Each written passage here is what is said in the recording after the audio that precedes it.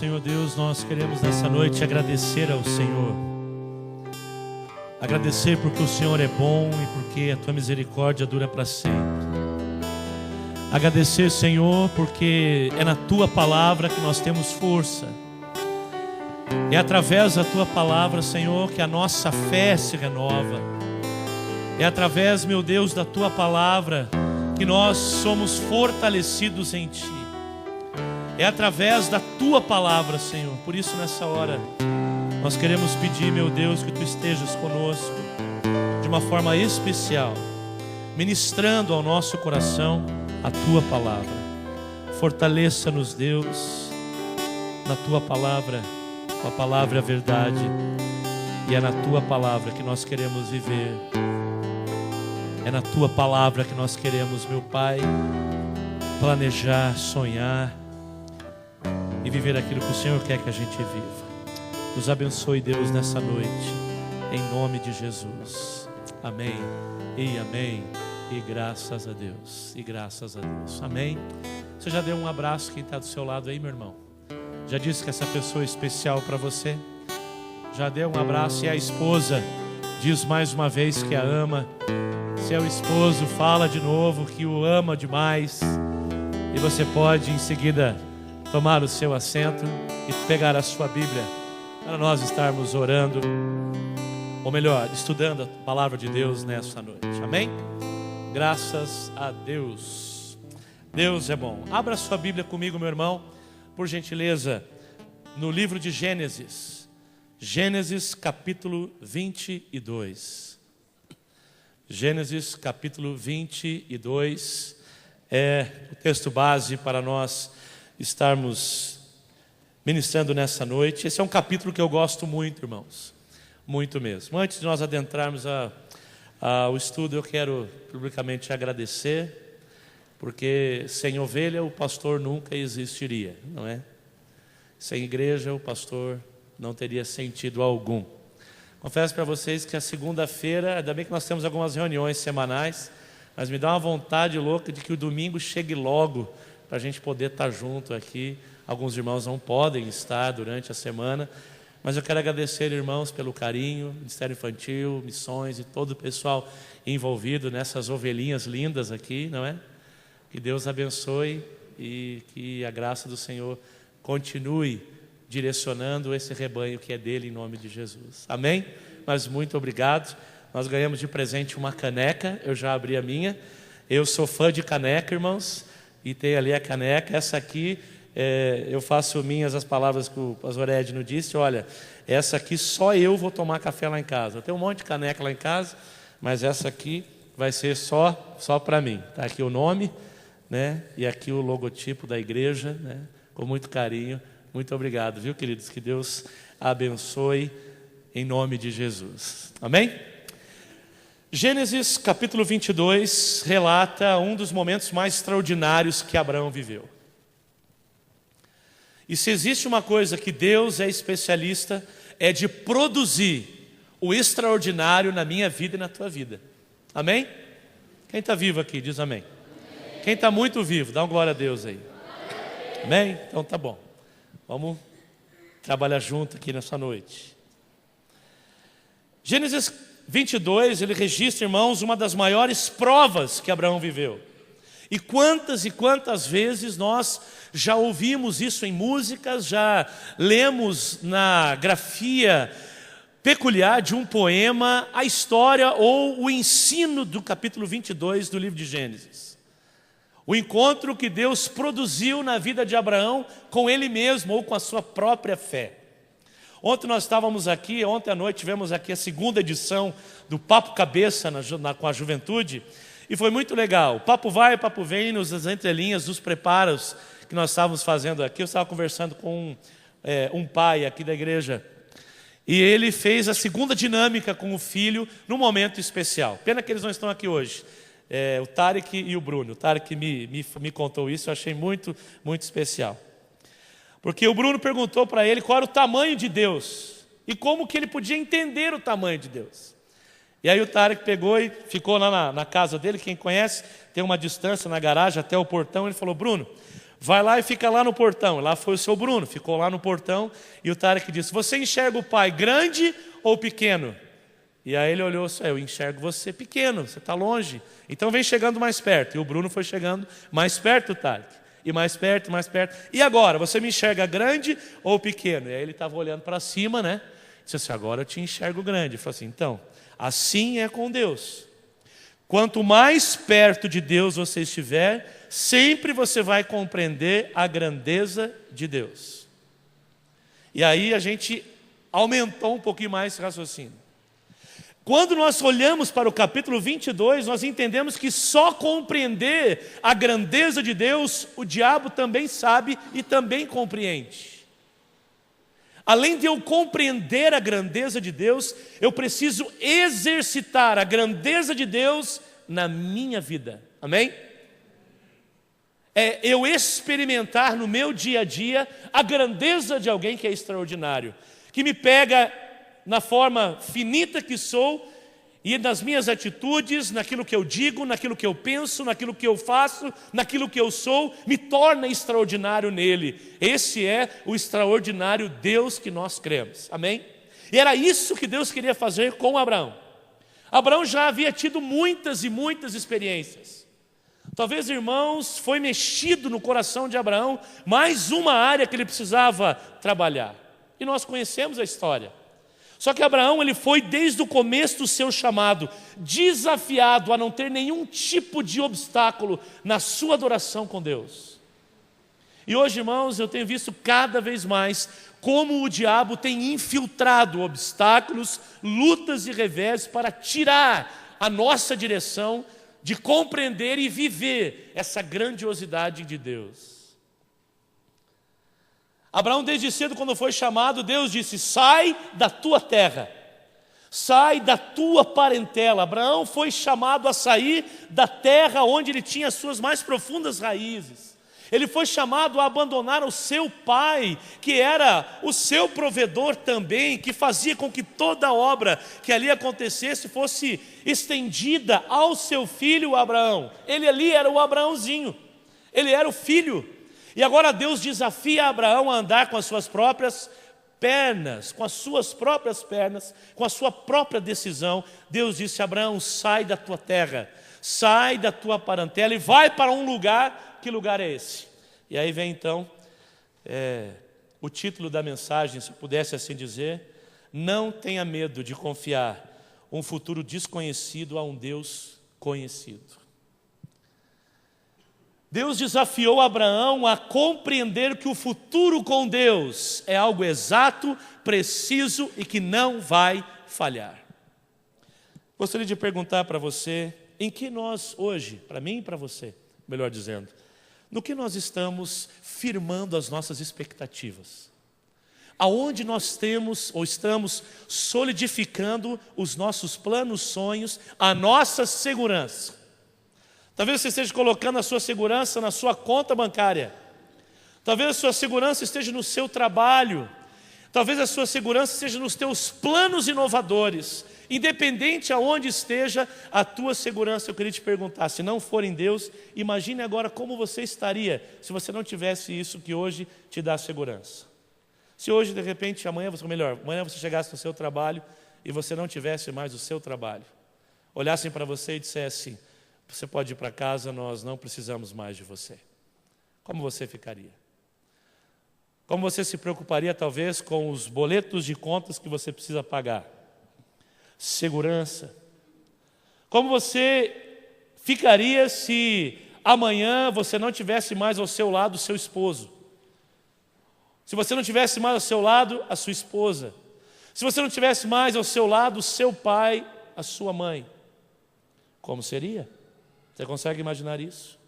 Compreender ou tentar viver essa, muitas vezes poderia até usar essa palavra, essa monstruosa noção de viver sem aquilo que eu sou apaixonado, que eu amo e que parece produzir em mim um prazer extraordinariamente maior do que qualquer coisa que no mundo possa trazer. Mas Deus estava dizendo a Abraão, você precisa entender que nada, absolutamente nada, pode te fazer mais seguro, feliz e concreto se você não viver comigo. Tudo que Abraão tinha foi reduzido a Deus. Tudo que Abraão pensava foi reduzido a Deus. Todos os planos de Abraão foram reduzidos a Deus.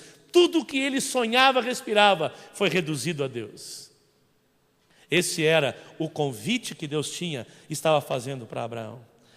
Abraão começa a encarar e a tratar as provas da vida dele de uma forma diferente. E nesse específico capítulo, o capítulo 22, é quando Deus chama Abraão de uma forma especial. E nós podemos ler assim, nos versículos 1 em diante, a Bíblia dizendo assim: sucedeu depois, verso 1 do capítulo 22 de Gênesis.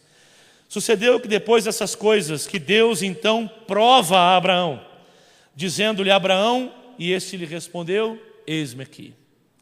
Prosseguiu Deus: toma agora o teu filho, o teu único filho, Isaque, a quem você ama, e vai à terra de Moriá e oferece-o ali em holocausto sobre um dos montes que eu hei de te mostrar.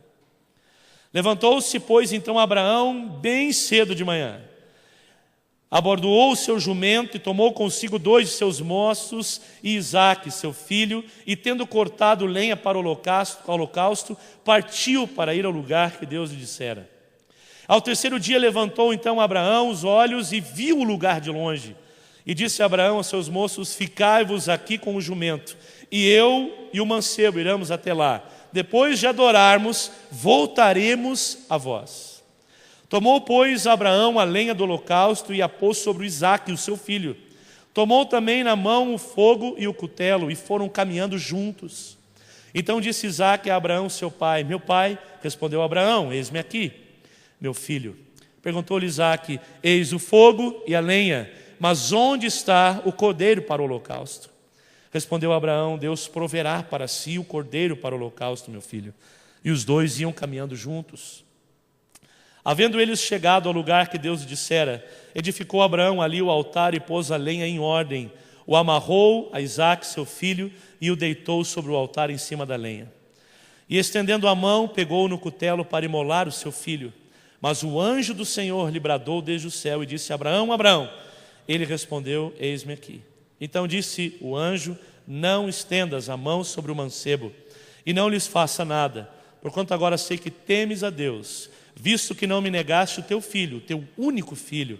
Nisso levantou Abraão os seus olhos e olhou, e eis atrás de si um carneiro, embaraçado pelos chifres do mato. E foi Abraão, tomou o carneiro e o ofereceu em holocausto, em lugar de seu filho. Pelo que chamou Abraão aquele lugar Jeová Jiré, de onde se diz até o dia de hoje: no monte do Senhor se proverá. Amém? Senhor, nós te agradecemos porque quando nós lemos a tua palavra, é a tua voz que nós ouvimos. Obrigado, meu Deus, porque nós temos a tua palavra para ler. Obrigado, meu Deus, porque nós temos tanta liberdade para estudarmos juntos e compreendermos verdades da tua palavra para a nossa vida. Nós clamamos, meu Deus, fale ao nosso coração nessa noite e nos abençoe, Senhor, em nome de Jesus. Amém e amém. Você já foi provado? Imagino que todos, cada um de nós já tivemos a sua aprovação. Na quarta-feira agora passada, nós tivemos aqui a ministração com o pastor Naya. E ele começou falando algo que eu sempre já havia lido, já havia pensado muito sobre isso. E eu gostaria, de antes de nós entrarmos profundamente na palavra de Deus, de convidar você. O mover de Deus, ele está altamente ligado à expectativa e àquilo que eu estou pronto para receber. É bem verdade, irmãos, que o fogo ele vem do altar, já ouvi isso. Mas o fogo vem, se ele encontrar uma lenha cheia de água, essa lenha não vai produzir o fogo que deve produzir. O fogo até pode secar a água que havia na lenha, mas demora. E eu quero convidar você nessa noite, aí enquanto nós estivermos lendo e estudando a palavra, a permitir que o Espírito Santo fale ao teu coração. Fale ao nosso coração. Como quem está esperançoso em ouvir aquilo que Deus quer ministrar ao nosso coração. Primeira ideia que eu gostaria de dividir com você, nos versículos 1 e 2, de quando Deus chama Abraão, a primeira situação muito clara, irmãos, é que existe uma palavra muito diferente ali. Geralmente nós temos uma ideia contrária de que é só o mal que nos prova, de que só o mal tenta nos testar. É provação do inferno, é provação do capeta, é o inferno que quer mexer comigo. Mas aqui nós vemos nítido e claramente o texto dizendo que Deus prova a Abraão. Pode Deus querer provar o que Deus quer extrair quando Ele nos prova. Quando o diabo nos prova, ele quer destruir a minha vida e a tua vida. Quando o diabo ele lança provas, quando ele nos desafia, quando ele nos prova no nosso dia a dia, lançando e tentando minar as minhas e as tuas convicções, quando ele lança esses dardos inflamados do inferno contra nós, ele quer destruir tudo que há de Deus dentro de mim e dentro de você. Qualquer resquício de esperança ele quer destruir.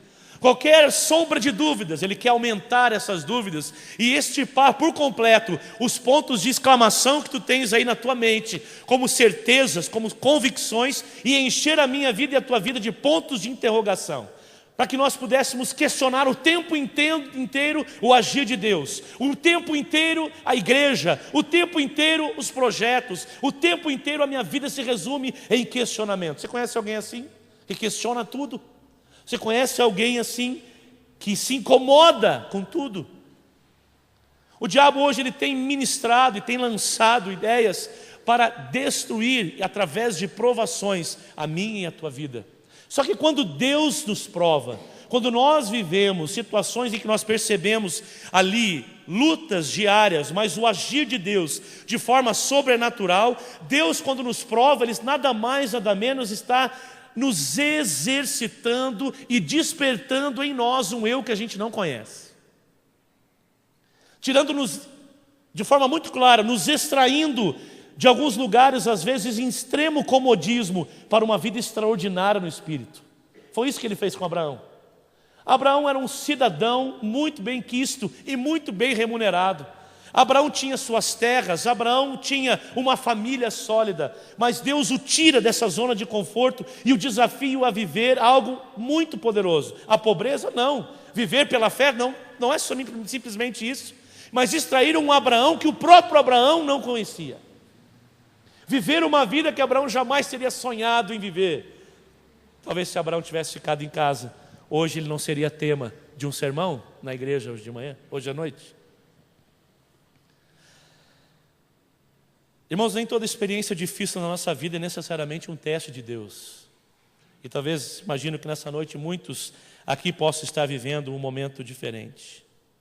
Entretanto, irmãos, por vezes, muitas lutas que nós enfrentamos, elas estão altamente ligadas à nossa desobediência, à nossa compreensão errada do que Deus está fazendo na nossa vida. Precisamos cada vez mais olhar para a palavra de Deus e sermos desafiados por isso. Olhando para esse texto, irmãos, eu me coloco muitas vezes no lugar de Abraão e poderia me perguntar por que Deus daria um filho em tantas circunstâncias diferentes, produzir no coração de Abraão tanta expectativa, produzir no coração de Abraão tanta alegria. Abraão tinha vivido a sua promessa e ele buscava viver a sua promessa dia após dia. Ele olhava para essa promessa e buscava no seu coração forças para viver essa promessa na sua totalidade. Tentou dar um jeito lá com a sua esposa e com a sua concubina, veio então Ismael, mas não era a promessa, o negócio ficou bagunçado, ele teve que ir embora. Abraão começa então a ter seus pedaços literalmente sendo espalhados diante da vida. Ismael não era o filho da promessa, mas era um filho de Abraão. Ele também teve que tomar uma decisão difícil de olhar para Agar e dizer: você vai pegar este menino e vai embora. O seu coração começa a se fragmentar por decisões precipitadas. O seu coração começa a se diluir, literalmente, em situações tão mal resolvidas. E agora ele tem então um único filho, razão das suas alegrias, razão das suas expectativas, o filho da promessa. Com esse aqui Deus não vai mexer, com esse aqui é tudo para mim. A Bíblia diz que quando ele desmamou, Abraão fez um banquete. Imagina isso. Aquele menino desmama, ele já faz um banquete. Tudo na vida de Abraão era aquele menino, era Isaque. Deus já havia tirado o amor pleno e profundo de Abraão pela sua terra, pelo seu pai, pela sua família, e dizendo: Abraão, você pode amar sim a tua terra, você pode amar sim a tua família, mas você não pode colocar isso acima de mim. E agora Abraão, nessa confusão, nesse amarrado todo, ele olha para esse menino, e esse menino é tudo para ele. Só que Deus então faz esse pedido extraordinário: Abraão, toma o teu filho. E aí Deus vai furando a ferida, o teu único filho. Imagina, Jackson, você pegando Pedro, e Deus olhando para você e dizendo assim: Jackson, você eis-me aqui. Pega o Pedro, o teu único filho, sobe até um monte que eu te mostrarei e oferece ele em sacrifício a mim. Como ficaria o teu coração? Olha, falar para vocês: pega o teu filho, sobe ao monte que eu te mostrarei, lá você vai matar o teu filho em amor a mim. Naturalmente a pergunta que nós faríamos é: que Deus é esse? Que Deus é esse que me coloca um presente tão lindo nas mãos e vem com uma ferida tão grande, aberta já, desafiando o meu coração a compreender uma situação que eu jamais poderia compreender: a morte do meu filho. Se fosse uma circunstância natural, ou se ele simplesmente tivesse adoecido, mas eu serei o assassino do meu filho, eu tirarei a vida dele. Por quê, Senhor?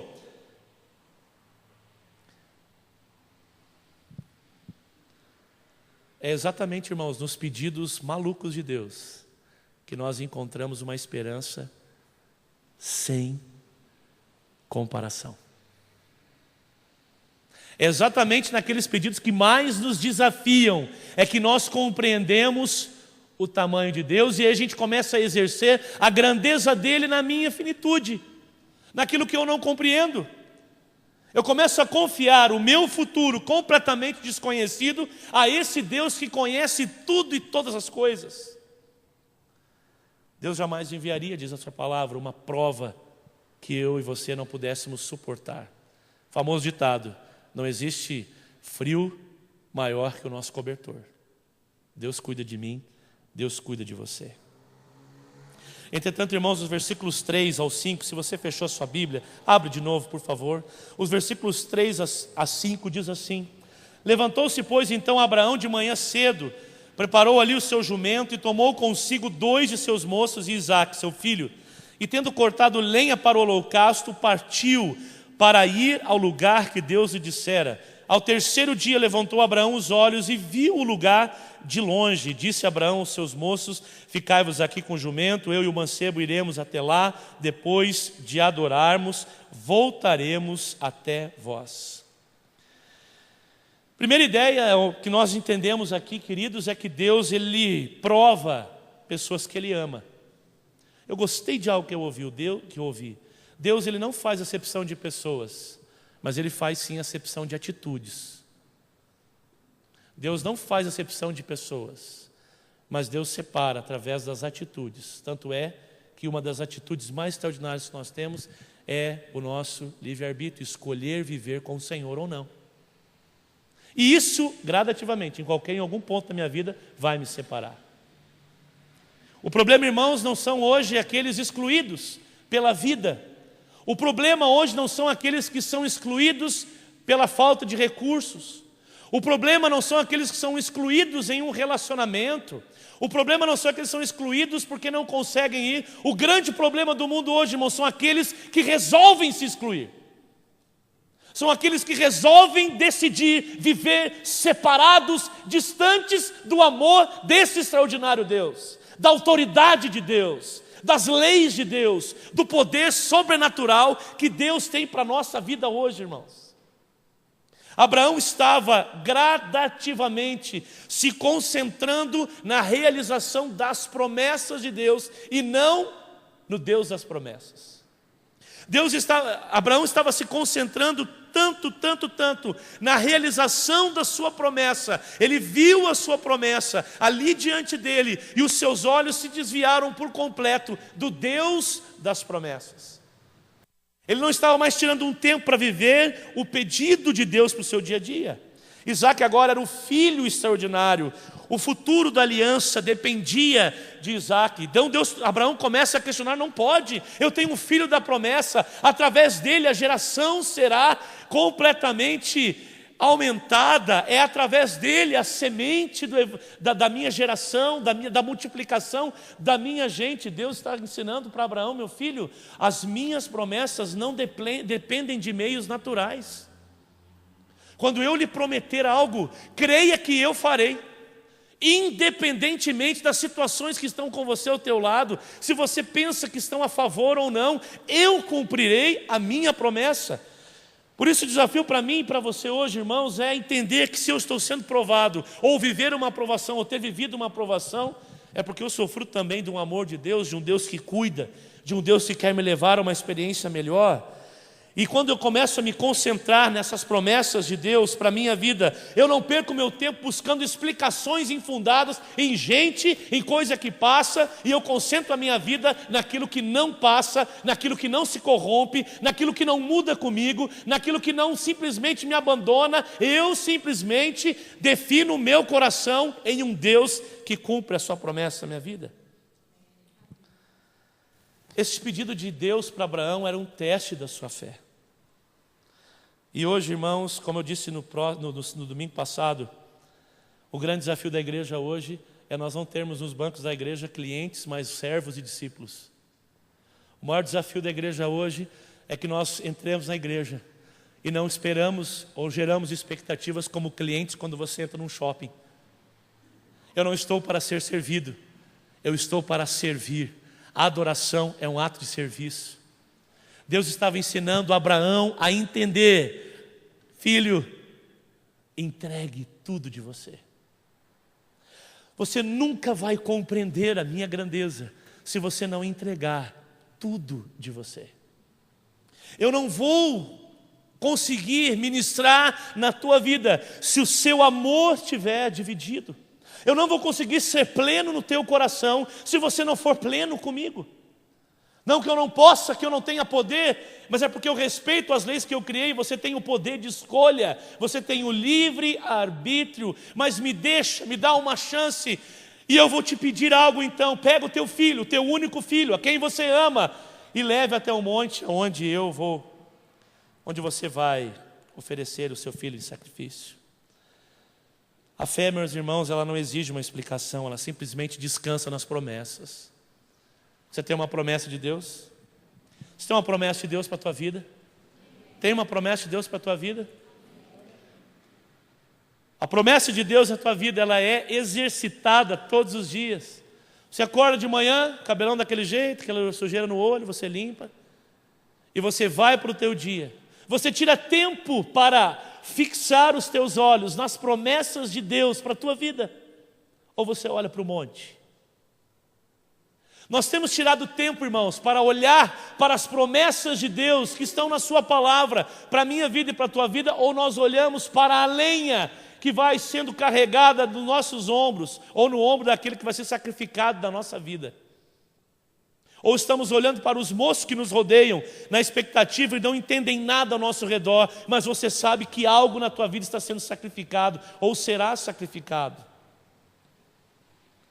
Aonde estamos olhando, aonde estamos fixando os nossos olhos? Aonde está a nossa fé? Abraão ouviu a voz de Deus, irmãos. Se diz o texto que ele imediatamente ouviu a Deus. Eu não sei, irmãos. Eu imagino que de repente para algumas pessoas Deus tivesse feito essa ordem. A Bíblia diz que logo cedo, de madrugada, cedinho, Abraão saiu para fazer a vontade de Deus. Talvez ele podia de repente acordar de manhã, lá pelas 10, esticar a sua roupa lá no varal, preparar os alimentos, tentar dar uma, poxa, olha, vai começar a chover, eu acho que não dá para sair hoje, eu acho que não vai dar, eu acho que os animais não estão prontos, eu chamei alguns moços, eles não chegaram, eu acho que eu vou deixar para amanhã. Deus, Ele quer o meu filho, pode ser hoje, pode ser amanhã, e ele podia ter de repente exercitado uma espécie de uma protelação da ordem de Deus e alguma coisa, mas não, Deus ordenou. A Bíblia destaca o ato imediato de Abraão de fazer a vontade de Deus. Tem algo na minha vida e na tua vida que Deus está mandando sacrificar e a gente está esperando? A gente está protelando algo que precisa ser sacrificado da nossa vida? Algo que Deus está pedindo para você tirar da sua vida, e nós estamos protelando isso? Ou estamos anexando mais coisas para tentar ludibriar uma ideia de que eu posso conviver com aquilo, eu não preciso sacrificar, eu não preciso tirar, eu não preciso, eu posso. Será que nós não estamos sendo tardios em fazer a ordem de Deus ser real e imediata na nossa vida hoje, irmãos? Eu me pergunto muitas vezes por que nós não estamos vivendo mais, cada vez mais, no nosso dia a dia, a nossa vida, o poder de Deus. Essas últimas semanas, irmãos, eu confesso a vocês que eu tenho saído aqui da igreja muito motivado, eu tenho saído aqui da igreja e vindo para a igreja numa expectativa extraordinária que vibra, queima dentro de mim. Cada coisa que Deus tem feito, cada pessoa, cada lar, cada visita, o agir de Deus, jovens sendo batizados nesse lugar, pessoas vivendo experiências de cura e libertação, agir de Deus a cada domingo, a cada sábado, jovens entregando a sua vida. Olha, eu quero aceitar a Jesus como meu único e suficiente Salvador. São os montes sendo erguidos, os altares sendo erguidos, os sacrifícios sendo pedidos e a voz de Deus sendo ouvida, amém?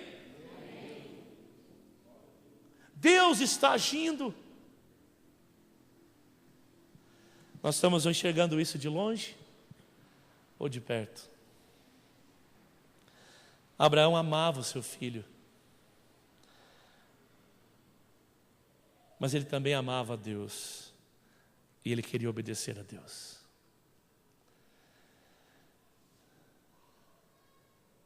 Simplesmente pega o seu filho, e eu gostaria de, irmãos, um dia, eu estava conversando com uma pessoa essa semana, e às vezes a gente fica conjecturando na mente o que a gente vai fazer quando a gente chegar no céu. Você já se perguntou? Quando você chegar no céu, você quer falar com quem? Chegou no céu, tem lá esse emaranhado de personagens da Bíblia. Com quem que você gostaria de bater um papo? Posso ouvir aí alguém? Alguém que você queria encontrar? Paulo. Você queria encontrar Paulo? Alguém mais queria se encontrar e conversar com algum outro personagem da Bíblia? Moisés? Elias? Algum outro personagem que você queria encontrar? Eva. Você queria puxar a orelha da Eva, né, acima? Evinha, o que você foi fazer naquela árvore, Evinha? Sua danada, tua sorte que eu estou aqui, Evinha. Ótimo, Sema, maravilhoso. Um outro personagem, você queria encontrar com alguém lá, Danilo? Alguém que você gostaria de encontrar? Com Moisés? Você, Miquito, queria encontrar com alguém lá, lá no céu? Com Daniel? Oh, meu pai. Encontrar-se com alguns personagens da Bíblia. Irmãos, eu fico pensando que quando a gente chegar no céu, nós vamos ser tomados pela presença de Deus de forma tão poderosa, de forma tão única e de forma tão singular. Eu não sei se a gente vai lembrar de alguém lá, a não ser Deus. Desfrutar da glória de Deus em um lugar tão perfeito, que nem olhos viram, nem ouvidos ouviram, e agora eu estou lá. Eu vou querer lembrar de Abraão, de Isaac, de Jacó. Eu quero saber o que Deus tem pela eternidade para mim.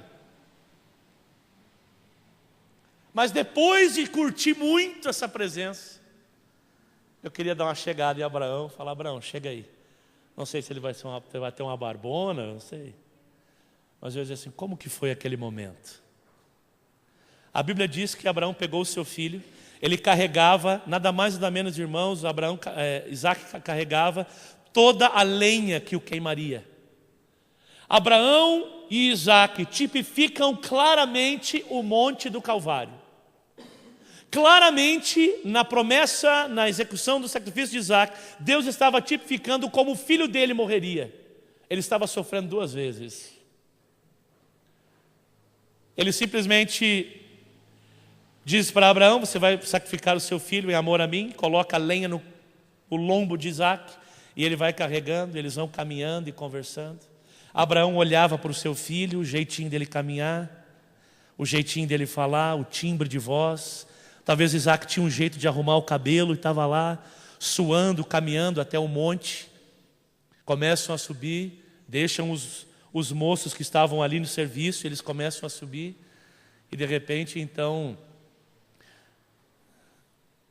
Isaac faz a pergunta: pai, a gente tem a lenha, tem o fogo, mas aonde está o cordeiro?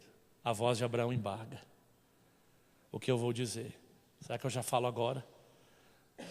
Será que eu digo agora que ele que vai ser morto?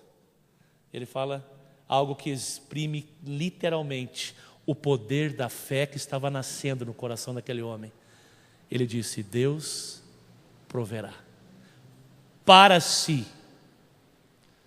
Todo sacrifício na nossa vida não é para nós, irmãos, é para Deus. Todo sacrifício na nossa vida produz algo para o céu. Não é para essa terra, esse mundo podre que nós vivemos, para esse mundo corrompido por caprichos e lutas diárias, por lutas que tentam muitas vezes nos consumir. Todo o nosso sacrifício carimba o meu e o teu passaporte para o céu. E é para isso que nós começamos a ser moldados por esse Deus que nos ama, que faz nos olhar para as promessas e não para as perguntas geradas pelas lutas. Mas agora a gente é desafiado a tentar enxergar o sacrifício dos olhos de Abraão. A Bíblia diz que para um sacrifício, ele colocou então o seu filho em cima do altar e amarrou as suas mãos. Eu fico imaginando Abraão olhando para cada parte do corpo de Isaac, amarrando as mãozinhas dele, colocando as mãos para trás. Não há nenhum indício de Isaac tentando correr. Não há indício nenhum de Isaac reclamando: como eu? Quer dizer que eu carrego lenha até aqui e você vem com essa ideia de que eu que vou morrer? Como assim? Será que não podia, sei lá, me falar antes? A gente podia ter visto um servo, alguém para morrer no nosso lugar. Que papo é esse? Eu vou morrer, pai? Que amor é esse? O amor de Abraão não é questionado, o amor de Deus não é questionado, não há questionamento, há uma certeza de que Deus os providenciaria algo diferente. Porque quando ele se separa dos moços, que são a expectativa, a plateia, né, que estava em expectativa por esse sacrifício, Abraão olha para eles e fala: nós vamos até o monte, nós adoraremos e voltaremos. Abraão sabia que ele não voltaria sozinho. Ou ele voltaria com Abraão ou com Deus, com Isaac ou com Deus, mas ele não voltaria sozinho. Você entendeu o que eu disse? Abraão sabia que do monte ele não voltaria sozinho.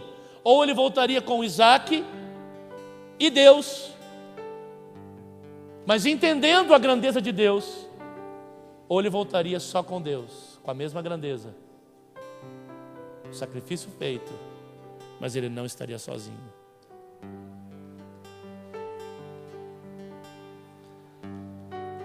Amarrando seu filho, ele carregava consigo o instrumento de morte. O punhal que feriria o seu filho estava com ele. E literalmente, irmãos, nós temos aqui o esboço, o sumário extraordinário do Monte do Calvário. Jesus carregou sobre si todas as minhas culpas e as tuas culpas, todas as minhas mazelas e as tuas mazelas. Ele subiu sem questionamento. No Monte Moriá, nada mais, nada menos do que o filho escapou e o cordeiro morre no seu lugar. Mas no Calvário, simplesmente o cordeiro escapa e o filho morre. Existe uma inversão completa de papéis. No Monte Moriá, o filho escapa e o cordeiro morre. Mas no Monte do Calvário, o cordeiro escapa e o filho morre. Algo que toca muito no meu coração, irmãos, é que o sacrifício de Deus com Jesus é tipificado também em Abraão e Isaac, porque eles dizem que eles estariam oferecendo o seu sacrifício